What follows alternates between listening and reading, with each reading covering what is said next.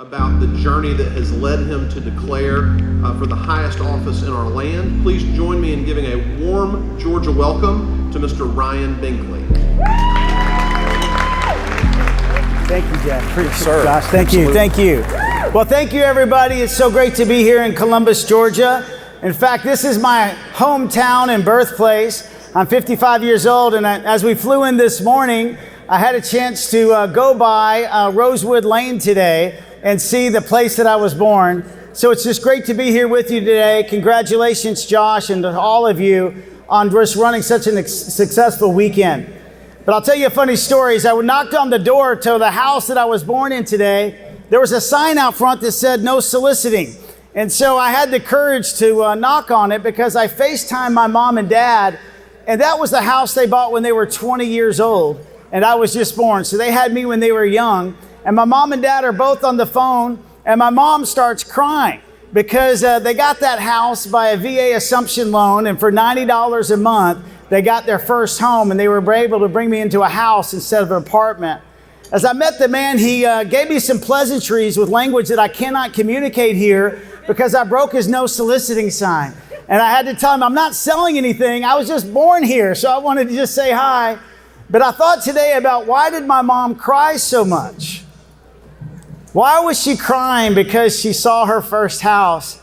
And then it hit me on the way over here that she was crying because it was her first step to living the American dream. Yes. Every American today is still searching for an American dream. I believe we're all in this room today because we believe in the American dream. We believe that our next generation needs to have that same hope that our parents had and that we had. And I'm fighting and standing and running for this office because of that dream. I believe the Republican Party has the greatest message in the world, but right now our culture is really, really broken and divided. I read a poll the other day where 39% of America thinks that patriotism is important today. 75% of America describes our country as divided. Less than half of America thinks that God's important today. How many of you would agree that we need God back in America again? I'm a businessman and I'm a pastor also. We've grown our company. I was born here in Georgia, but I got back to Dallas early in life and I spent most of my life there. In my mid-20s, I came back to Atlanta where I met my wife. She's a first-generation immigrant from South Korea. Her parents opened up a wig shop and a hamburger store in downtown Atlanta. They ended up being very successful entrepreneurs in Carrollton, Georgia. Hard work paid off, and God was able to bless them over their life. We have 5 children. We adopted our 5th child from South Korea. And over the last several years, God has been burning a message in my heart that it's time for America to turn back to God again and to turn to each other again. The only way for us to accomplish this dream together is for us to solve them together. We've got some huge problems. And the Republican Party has the best message of any party in the world. We've got the best message of a small government. We have the best message of freedom. We have the best message of sharing with everybody that we are the party that will protect and will defend your desire to fulfill your dreams. But that desire and those dreams have been eroded by socialism and by Marxism all across our land. So as I look at the landscape of our party and I try and decide how can we help lead America to a new place? How can we come out of our division? I have to call it the way it is. We're struggling. We've lost the last 3 general elections. The Republican Party lost 46 of the top 50 metropolitan cities by size, and that's concerning, and it should be concerning to us all. College students voted for Joe Biden in the last election, and please tell me how, by 70%. And this is what I'm asking the Republican Party to do. It's time for us to share our message of freedom, share our message with small government, but open up a window, broaden our tent into urban America and win the hearts of young people, and we'll win the elections for the next 20 years. We've only won 46% of the vote in the last 2 elections, and the messagings that we have, oftentimes they've been painful elections that we've had and painful processes. There's been a lot of attacks against former President Trump, and those are difficult issues, but I'm calling America to decide to look ahead. In 1989, I worked for a company called IBM. I was a senior in college, and we began We began showing computers to students. You know, Big Blue was the name of the company, and they didn't change a lot because they thought they had the best computers in the world. And then a company called Apple showed up at the door. IBM kind of had that thought, well, why would anybody want one of those in their homes? But as I looked at our trade shows, Apple's kids that wanted Apple computers just lined up out the door. And this is what I learned from that. We have to focus on the next generation. We have to look what's happening in the future. Otherwise, we'll be relegated to the past. It's up to us as Republicans to be able to see the future. This is what I see. I see us that we have diluted our message that we're fiscal conservatives, and we need to get that back again. It's time for us to lead and to get out of debt as a country. Right now, we're $32 trillion in debt, and both parties just agreed to a debt ceiling raise. And by the time this election is held, there will be $36 trillion in debt. Almost $1 trillion soon will be paid in interest. And if we don't fix it, we can't just say goodbye to our kids. We're going to the lake. Here's $50 trillion. Have a nice life. I had a chance to be in Iowa 2 weeks ago, Memorial Day weekend, and I was there honoring those that have fallen and that have sacrificed the most. And this thought came to me that if we don't handle this debt problem, we'll be known as the generation that prospered the most and sacrificed the least. It's our time to fix it now. This is the plan that we have. Getting rid of earmarks, getting a joint session together with moderate independents and Democrats, and convincing America by looking into the camera and saying that debt is not healthy, but we can do it. All we have to do is tighten the belt a little bit, and we can solve our future. Another thing that's eating away our economy is healthcare. Some people ask me, Ryan, what are you saying that nobody else is saying? I don't know. I think I'm the only Republican saying that healthcare is eating away everybody's pocketbook. Am I alone? Healthcare inflation is 40% higher than regular inflation for the last 20 years. And we have both, Democrats and Republicans, given it over to socialism, and it has to stop now. The only way to get rid of that is to bring competition back into health insurance and bring competition back to hospitals. 30 years ago, I worked for Boston Scientific Corporation. I used to sell equipment to doctors and hospitals. And today, doctors own 75% of the doctors work for hospitals today. They're not really patient advocates anymore. We have to get that back. When's the last time we went to the doctor and asked, how much does it cost for me to be here? It's the only thing we purchase as Americans that we no longer ask that question. So what are we going to do? We have to fix this because it's eating away our economy and we're subsidizing the world. Financially, we can get ourselves back on track, and when we are financially healthy, the world will take notice and listen. But more importantly, even financially, is spiritually and in our heart as a nation. We've lost our way. Most people don't believe in God anymore, and they're not trusting in God for our future. But I'm sharing this with you today because it's time for us to turn back to God. And what turning back to God means is turning back to our fellow man. Jesus never said, hire the government to take care of your neighborhood. Isn't that true? He said, you go love your neighbor. So what I want to do is I want to start a movement to where I'm encouraging us to the Republican Party to lead the way into urban America. Right now, they're receiving two messages, a socialism message and a message of freedom. And if the socialism message is very compelling to the poor, which we have to acknowledge that it is, because 11% of America goes home hungry every night, but we have the opportunity to give them a better message. But how can they see it unless we're willing to lay down our lives and be the bridge for them to get there?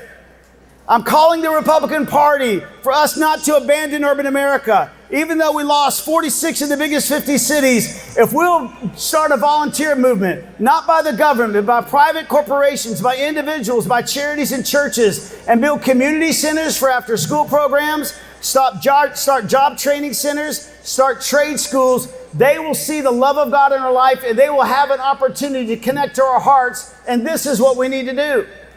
I pastor a multicultural church. They're Christians, they love God, but many people are Democrats in my church. But they're not Democrats because they believe in the strong woke movement or left movement. Many of them are Democrats because they think that the Democratic Party is more at the table with the immigrant and the poor than we are.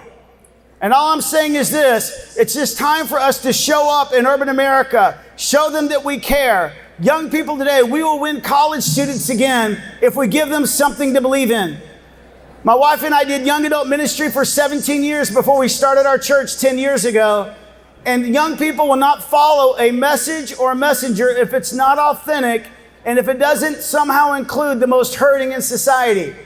And I believe the Republican Party has the greatest opportunity ahead of it, because right now we can come up with a plan to secure the border once and for all. President Trump, he made a valiant effort in trying to secure the border, but he couldn't secure the funding for it.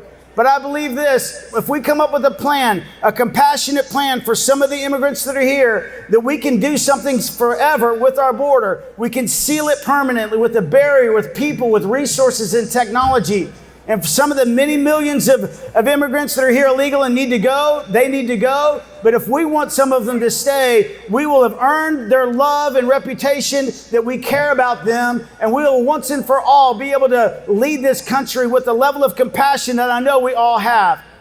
There's an element to what I'm talking about. It's about loving your neighbor. It's about us showing the kindness of God and truth and wisdom that God has for our lives to everybody in society. And when we lead this way, we will lead young people again. Young people, I'm telling them this. I had 60 of them at our corporate headquarters in our campaign about 3 weeks ago. I said, listen, I know you guys are tired of politics, but would you just do this one thing? Abandon politics, but join me in a movement to love your neighbor, because we want to start a volunteer movement like the Peace Corps of the 60s and 70s.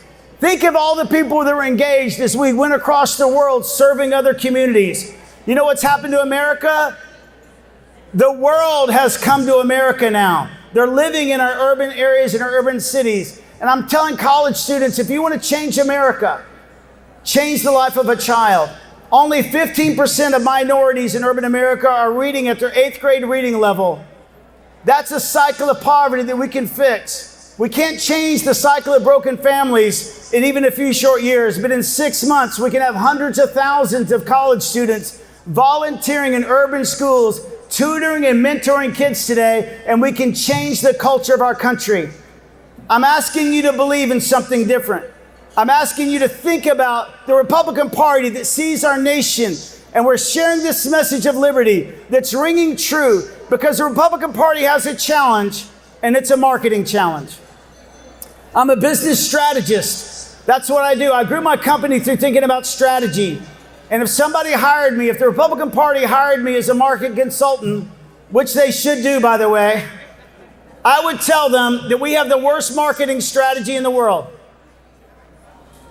The marketing strategy of the Republican Party is to tell everybody in suburban America and rural America, be sure and go vote. And if we all go vote, especially Christians, we'll win.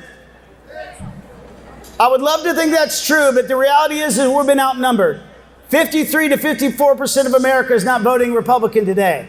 So if we all go vote and they all go vote, we're not going to win. What we're going to have to do is have leadership that transcends our party once again. And we're going to have to be able to connect to the hearts of people to show them the small government. I'm not talking about any more big government programs because we don't have any more money. I'm talking about private money, private investment, businesses, individuals, and churches and charities investing in urban America and starting a volunteer movement in education. I'm calling it SAVE, Serving and Volunteering in Education. And if we do that, we can change America. And if we change America, we can change the world. If you would like to hear this message on the debate stage in August, would you consider following us and donating to our campaign? We need 40,000 unique, at least $1 donations. We're at Binkley2024.com. In closing, I'd like to say this. Thank you for believing in our country. Thank you for believing in America. Thank you for believing in the best days of our country ahead of us. It's because of patriots like you that we're going to waken up our country to believe in America again.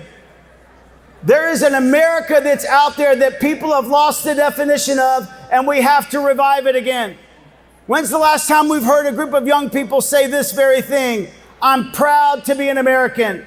Well, as you and I begin to lead with love and lead with charity and lead with grace, and we do it every day and every season we can, and we do it and it rings, this bell of liberty rings into every hallway of school and every avenue in our streets, they're going to know that we care about them. And we don't have to tell them that we're Republicans. They're going to see it in our eyes and they're going to follow us every chance they can.